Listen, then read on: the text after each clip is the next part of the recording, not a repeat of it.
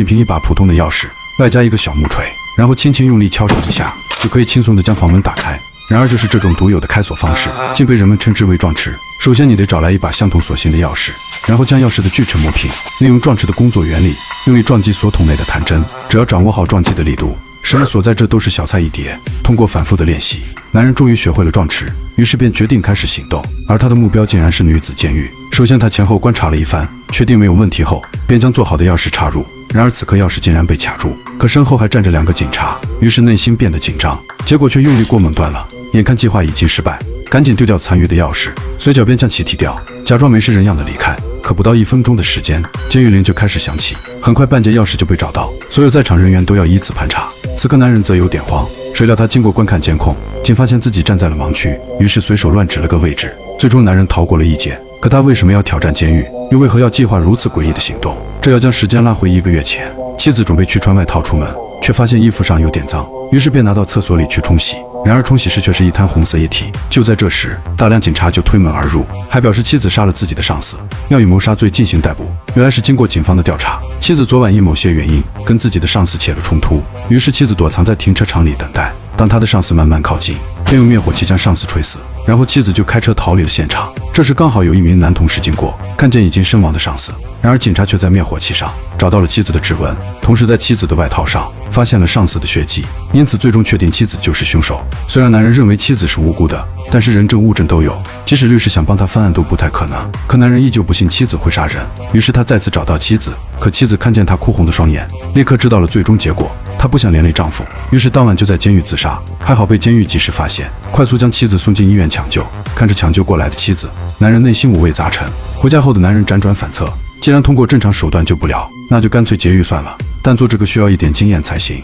于是他一头扎进了图书馆，开始查阅各种关于越狱的书籍。正好被他找到了方法，是一本越狱高手的自传。于是男人找到这个作者，询问他是如何成功越狱妻子。还好作者如实表述，首先得做好越狱的一切计划，其次就是越狱后怎么逃离，再次就是如何保证最终的稳定。当作者得知男人要越狱的监狱，他的脸色瞬间大变，表示这个监狱可不太一般，在圈内那是出了名的难，一旦被监狱发现，警察就会在15分钟内封锁市区，30分钟内拦截所有公路，一旦被警察看见逃犯，会直接现场击毙。如果真的到了最后一步，那还不如老老实实的关着。但男人根本管不了那么多，指不定妻子什么时候又要自杀，他必须马上开始行动。于是他制定了一个初步的计划，15分钟必须出城，30分钟立马出国。不过这里还有几个棘手的问题：第一，要有通过安检的假护照；第二，需要够用5年的钱；第三，就是最核心的问题，就是该怎么把妻子从监狱解出来。如今想这么多都是徒劳，而是要赶紧一件件的去办。于是他天天到黑市上堵人，见人就问会不会办假证，人家立马让他滚远点。于是他又来酒吧看看情况，没曾想被混混盯上，刚出门就被人打了一顿，还被混混抢走了大几千。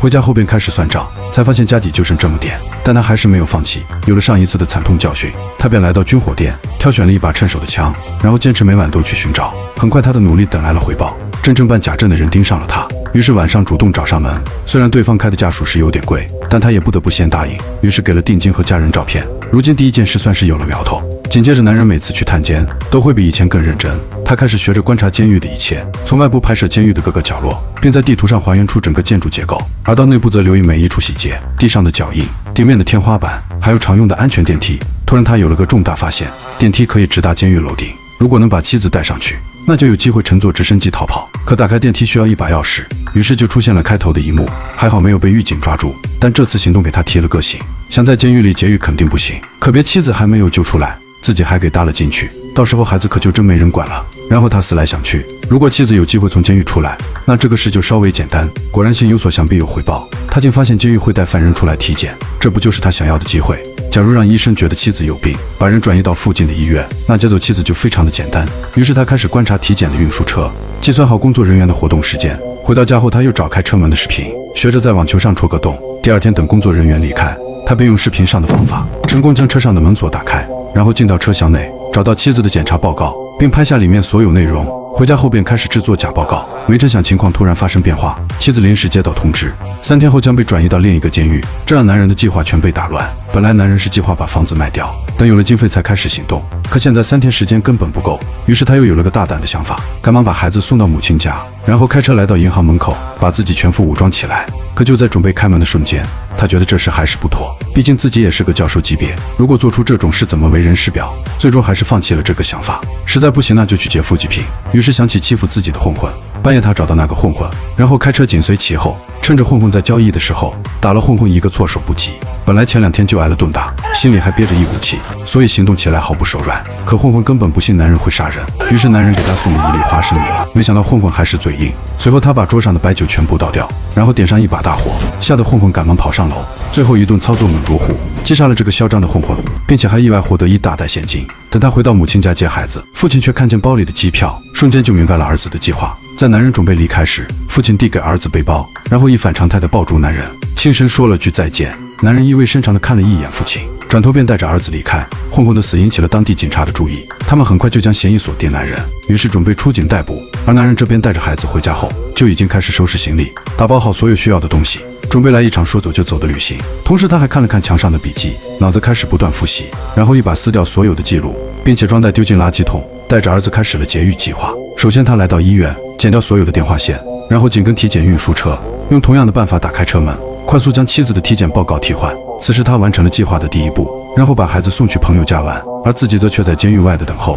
很快医生看到被调换的报告单，判定妻子真的生病了，于是赶紧联系医院。此刻电话线断了，根本打不通，他们只好把妻子送进救护车。看着救护车从监狱开出，他赶紧开车紧跟其后。正当妻子刚被送进病房，押送警察就汇报一切正常，然后再回头一看，眼前就出现一把枪。此刻妻子整个人都懵了，但男人并没有解释，只是让旁边的警察举起手来，并解开妻子的脚铐。妻子却还在一旁喋喋不休，男人依旧我行我素，因为整个计划只有男人知道。如今他没有时间解释，只是让妻子跟着自己走就行。随后他按下计时器，15分钟内他们必须逃走。警察已经赶到了医院，就在准备乘坐电梯时，却与男人打了个照面。最后男人快速关上电梯门，此时警察以为他们会去地下室开车，谁料男人临时改变主意，丢掉身上白大褂，准备用孙子兵法的调虎离山。然后两人则返回到1楼，利用平常观察过的地形，成功走出了医院。然而这还没完，男人通过观察了解，医院门口每隔一段时间都会有一群球迷经过，于是他开始穿好相同的队服，非常自然地混入队伍之中。就在两人准备乘坐地铁逃离时，却被赶来的警察发现，立刻安排人去拦腰堵截。本以为这样就可以抓住男人，没成想男人还有预案。他在地铁快出隧道的瞬间，拉动地铁的紧急刹车，停靠在提前准备的铁丝网缺口，带着妻子快步逃离，然后换上事先停好的车逃跑。如今他们已经成功甩开警察，在预计通过大桥的时间仅仅只用了13分钟。之后警察开始封锁大桥，接下来他们要去接孩子上车。可当他们赶到朋友家，才知道孩子去了动物园。男人看了看时间，发现距离下一站关闭还有11分钟，他们只能加速赶往动物园。一路上到处都是警察，而且时间越来越少，最终他选择只带着妻子离开。然而妻子却一命相逼。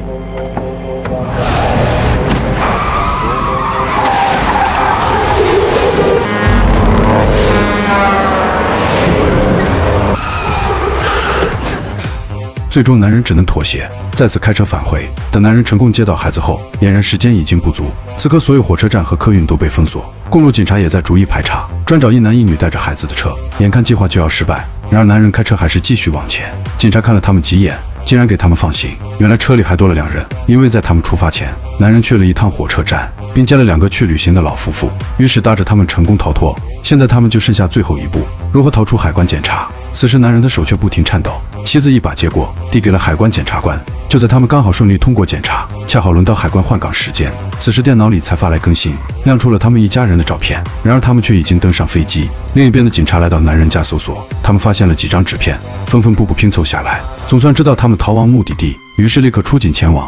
然而警察等来的回答确实没有这几个人。原来那些碎片是男人故意留下的，就是用来迷惑警察。事到如今，警察也无可奈何，只能向着上帝祈祷，千万别再遇到这种高智商的人。而负责妻子案件的警察也很迷惑，当时那个女人到底杀没杀人？我们通过上帝的视角来看，其实真相是这样的。当天的那个晚上，受害者上司遇到了一名劫匪，劫匪一下把他砸死，然后顺手把灭火器丢在一旁。而女人下班准备提车，却迎面撞上了那个劫匪，慌乱中不小心勾掉了对方的扣子，同时凶手意外将血迹擦在女人身上。可在他走到车前时，并没有看见倒地的上司，而是看见地上的灭火器，出于好心才将灭火器移走。然而在开车离开的同时，刚好被经过的男同事看见。可由于当天晚上下着大雨，所有对女人有利的证据都被冲掉，但唯一能证明女人清白的扣子却永远卡在了路边的下水道，并且也不会再有人知道。